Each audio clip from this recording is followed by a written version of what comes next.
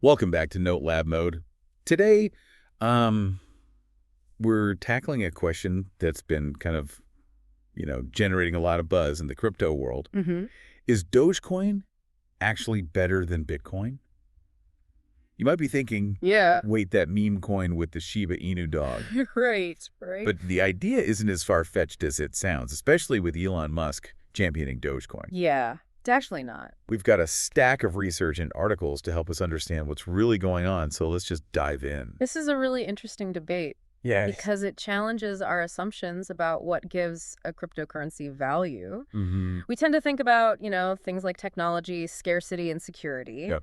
But Dogecoin kind of throws a wrench in that by emphasizing community and even humor. Right, it's like the underdog that's Yeah. suddenly in the spotlight. Totally. So before we get into the whole Doge versus Bitcoin debate, Yeah. let's give our listeners some context. Okay. I mean, these two coins have completely different origin stories, right? Absolutely. Bitcoin emerged from the ashes of the 2008 financial crisis, Right. envisioned as a decentralized, secure alternative to traditional financial systems. Mm-hmm. It was designed to be a store of value with a fixed supply of 21 million coins, attracting, long-term investors and institutions. And Bitcoin's performance seems to back up that vision. Yeah. It's seen massive gains, reaching an all-time high of nearly $68,000. Wow. And major companies like Tesla and Block Mm-hmm. are adding it to their balance sheets. Right. It's a pretty serious player in the financial world now. It is. Yeah, And that mainstream acceptance is a key factor in its value. for sure. Now, contrast that with Dogecoin, Right. which was literally created as a joke in 2013, inspired by the popular Doge meme. Right. It's almost unbelievable that a Shiba Inu dog could become a symbol of financial speculation. I know, right? It's crazy. It's like the internet decided to make a point about the absurdity of the financial system. Mm-hmm. But then things got really interesting. When Elon Musk started tweeting about Dogecoin, Totally. suddenly this joke coin was experiencing wild price surges. Musk's endorsements definitely fueled Dogecoin's popularity. Yeah. He's even claimed that Dogecoin is fundamentally better than Bitcoin, Wow. praising its high transaction volume capability and low fees. Really? This has led some people to believe that Dogecoin could actually be a more practical cryptocurrency for everyday use. So we've got this tension Yeah. between Bitcoin, the established player with institutional backing, Right. and Dogecoin, the meme-fueled underdog championed by a tech mogul. Exactly. It seems like their intended purposes also factor into their value proposition. Yes, that's a crucial point. Okay. Bitcoin is often compared to digital gold, Hmm. aiming to be a store of value that potentially hedges against inflation. Okay. Dogecoin, on the other hand, was designed for everyday transactions and online tipping, Right. with its low fees making it perfect for micropayments. And we're even seeing those intended uses play out in the real world. Oh, yeah. Tesla accepts Bitcoin as payment, Wow. while SpaceX plans to launch a satellite Yeah. funded entirely by Dogecoin transactions. It's interesting. It's fascinating to see how their original visions are becoming reality. It is, and it makes you wonder Yeah. if a cryptocurrency's community and culture can actually influence its value. Right. Bitcoin has its dedicated community of early adopters and tech enthusiasts, Mm-hmm. while Dogecoin thrives on its lighthearted, meme-driven culture. Yeah. Could that sense of community be a factor in their success? Interesting. It's definitely worth exploring. Okay, so we've got these two very different cryptocurrencies. Right. Each with its own unique origin story, purpose, and community. Yeah. But how do they actually stack up in terms of their underlying technology and investment potential? Right. That's what we'll uncover in part 2, so make sure to stick with us. Definitely. Welcome back to our deep dive into the intriguing world of Bitcoin and Dogecoin. Okay. In part 1, we kind of explored their contrasting origins, their unique communities, and how their intended purposes play a role in their value. Yeah. Now, let's kind of get under the hood and examine the technical underpinnings that drive these cryptocurrencies. Okay, let's unpack this. Sure. We've mentioned proof of work a few times, Mm-hmm. and it seems to be at the core of both Bitcoin and Dogecoin. Right. But to be honest, I'm still a little fuzzy on what that actually means. Huh. Can you break it down for us? Of course. Proof of work, or POW, is the consensus mechanism that both Bitcoin and Dogecoin use to verify transactions Okay. and add new blocks to the blockchain. hmm It's the engine that keeps the network secure and running smoothly. So it's like the system security protocol. Yeah, you could say that. How exactly does that work? So in a POW system, miners use their computing power to solve complex mathematical problems. Okay. The first miner to solve the problem gets to add the next block of transactions to the blockchain Hmm. and is rewarded with newly minted coins. So that's how new Bitcoins and Dogecoins are created. Yeah. It's like a massive decentralized computational puzzle competition.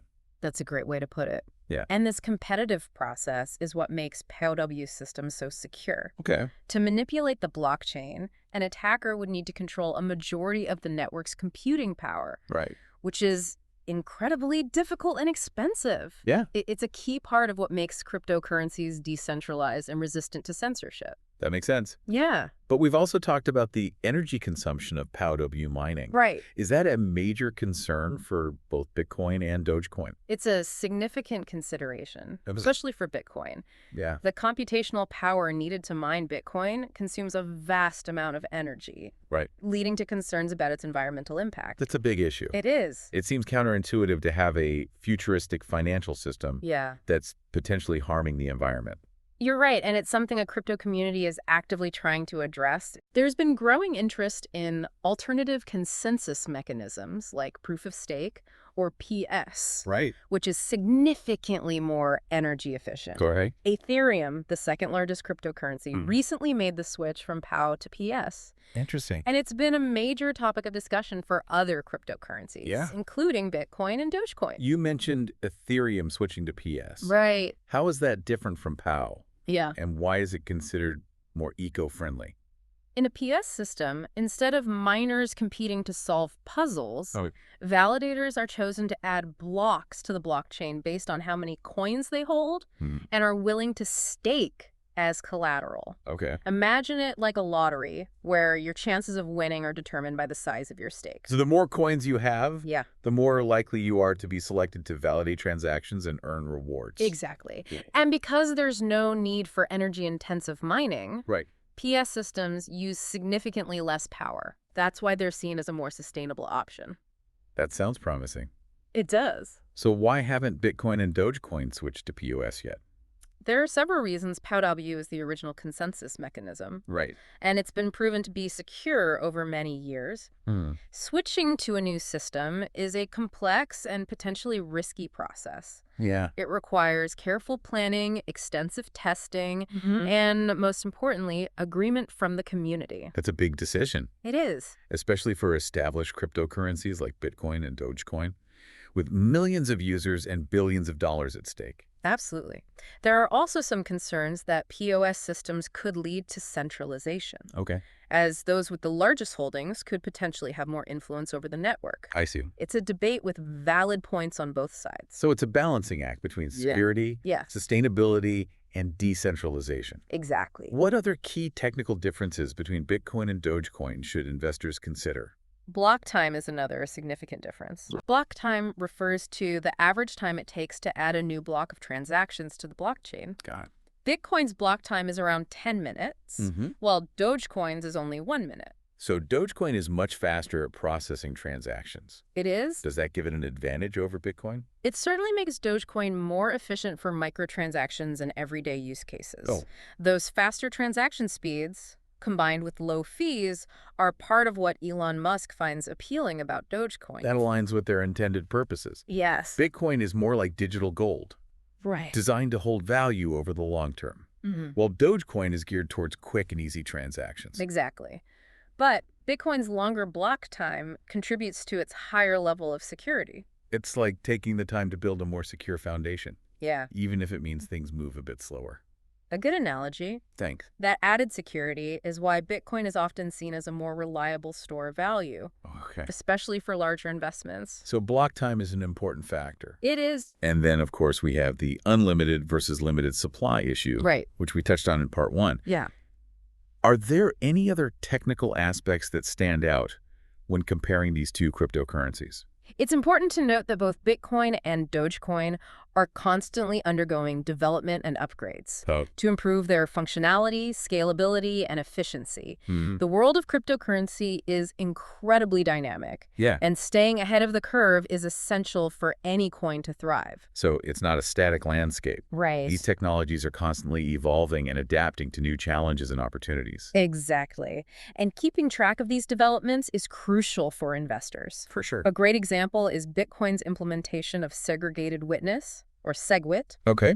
It's a complex upgrade, Right. but it essentially increases the block size limit, Mhm. allowing more transactions to be processed per block. So it's like upgrading the network's infrastructure to handle more traffic. Exactly. Does this impact transaction fees? Yes, it does. SegWit helps reduce transaction fees, Okay. which is a major concern for Bitcoin users, Right. especially during times of network congestion. Yeah, that makes sense. Another innovation on the Bitcoin network is the Lightning Network, Okay. a second-layer solution designed to facilitate faster and cheaper off-chain transactions. It's like creating an express lane for smaller transactions, Yeah, so they don't get bogged down by the main network's traffic. right. That's clever. It is, and it demonstrates how Bitcoin is evolving to address its limitations and become more practical for everyday use. Interesting. Dogecoin has also been making progress on the development front, Okay. focusing on reducing transaction fees and enhancing network security. It's great to see both Bitcoin and Dogecoin actively working to improve their technologies and stay relevant. It is. It shows commitment to their communities and a forward-thinking approach. Absolutely. These ongoing developments are something investors should pay close attention to. They can significantly impact the future trajectory of both cryptocurrencies. Okay, we've covered a lot of ground on the technical side. We have. Both Bitcoin and Dogecoin have unique strengths and weaknesses. Right. And it's clear that technology is a key factor in their value proposition. It is. But what about the forces outside the world of code and algorithms? Yeah. How do government regulations and the rise of central bank digital currencies, or CBDCs, impact the future of Bitcoin and Dogecoin? That's a great question. We'll explore those questions in the final part of our deep dive, so stay tuned. Definitely. Welcome back to Note Lab Mode. We've been kind of like, dissecting Bitcoin and Dogecoin, Yeah. tracing their evolution from like their origins in tech to their passionate communities. It's been a journey. It has been, yeah. Yeah. But now we need to step outside the crypto bubble a little bit Okay. and consider the forces that are shaping its future. Right. Talking about government regulations and the rise of those central bank digital currencies, Yeah. the CBDCs. Mm. Those feel like game changers, honestly. They absolutely are. Yeah. The regulatory landscape for cryptocurrency is in constant flux, Right. with governments globally trying to figure out how to classify, Mm-hmm. control, and even leverage this emerging asset class. Yeah, it feels like 1 minute a country is threatening a ban, Right. and the next they're rolling out the red carpet for crypto businesses. Exactly. It's a lot for investors to keep up with. It is, and that uncertainty creates both opportunity and risk. For sure. Some countries are opting for a cautious approach, Okay. with strict regulations to combat fraud and money laundering, Right. which have been, let's face it, associated with crypto in the past. Yeah. It's understandable that governments want to protect their citizens and financial systems. Absolutely. Yeah. But we're also seeing countries that view crypto as a potential economic driver, Right. creating those regulatory sandboxes to encourage innovation and attract crypto businesses. Yeah. It's almost like a global competition to see who can harness the power of this technology Yeah. while mitigating the risks. It's a fascinating dynamic. Yeah. And then we have central banks entering the arena with their own digital currencies. Right. The CBDCs. Yeah. That's a significant development with potential implications for the entire crypto ecosystem, Mm-hmm. including, of course, Bitcoin and Dogecoin. Okay, so we've tossed the term CBDC around a lot. Yeah. Can you explain exactly what they are and how they differ from Bitcoin and Dogecoin? Sure. A CBDC is essentially a digital version of a country's fiat currency, Okay. issued and backed by its central bank. Mm-hmm. Unlike Bitcoin and Dogecoin, which are decentralized and operate independently of government control, Right. CBDCs would be centralized and subject to government regulation and oversight. So it's taking the concept of digital currency, but keeping it within the traditional financial system. Exactly. Does that mean CBDCs are inherently safer than cryptocurrencies like Bitcoin or Dogecoin? That's a tough question. It depends on your perspective. Okay. Proponents of CBDCs highlight potential benefits like increased efficiency, reduced costs, and enhanced financial inclusion. Right. They argue that CBDCs could streamline transactions, reduce the reliance on cash, and even reach populations without access to traditional banking services. I can see how that could be transformative, Yeah, especially for people who are currently excluded from the financial system. exactly. CBDCs could also simplify cross-border payments, Okay. making them faster and cheaper, which is a huge advantage in our increasingly globalized economy. Okay, so CBDCs have the potential to improve existing systems. Right. But what does their emergence mean for established cryptocurrencies like Bitcoin and Dogecoin? Yeah. Will they be able to coexist, or will they get pushed out? That's the million-dollar question, and there's no easy answer. Yeah. Some believe CBDCs could pose a serious challenge to cryptocurrencies, Right. especially those focused on payments and everyday transactions. If you have a government-backed digital currency that's widely accepted and integrated into existing systems, Right. why would you need Bitcoin or Dogecoin for those purposes? I see the logic there. Okay. But Bitcoin and Dogecoin have their own distinct advantages for now. Exactly.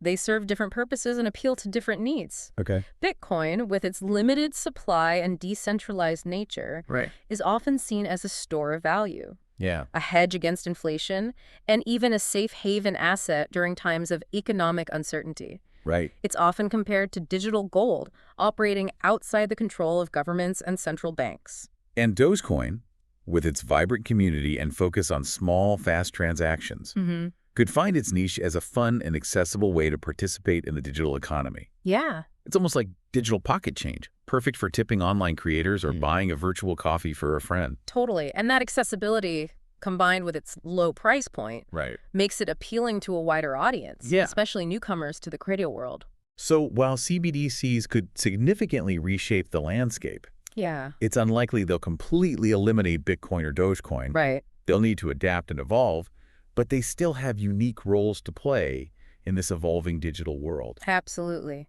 And it's important to remember that we're still in the early stages of this transformation. The story of cryptocurrency is far from written. Right. And how these different forms of digital money will interact and coexist is yet to be fully determined. Yeah, for sure. It's a complex interplay of technological innovation, Right. government policies, and importantly, the choices of individuals and communities. This deep dive has been a wild ride. It has. It's clear that the crypto world is dynamic and unpredictable, Yeah, but also incredibly exciting. for sure. Whether you're drawn to Bitcoin's potential as a store of value, Dogecoin's community-driven approach, or the potential of CBDCs to transform traditional finance. Right. It's a space worth watching closely. I couldn't agree more. It's a space filled with potential, challenges, and a whole lot of debate. Yeah. And it's only going to get more interesting from here.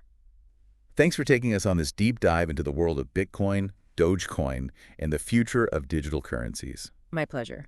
Until next time, keep exploring, stay curious, and remember, the future of finance is being written right now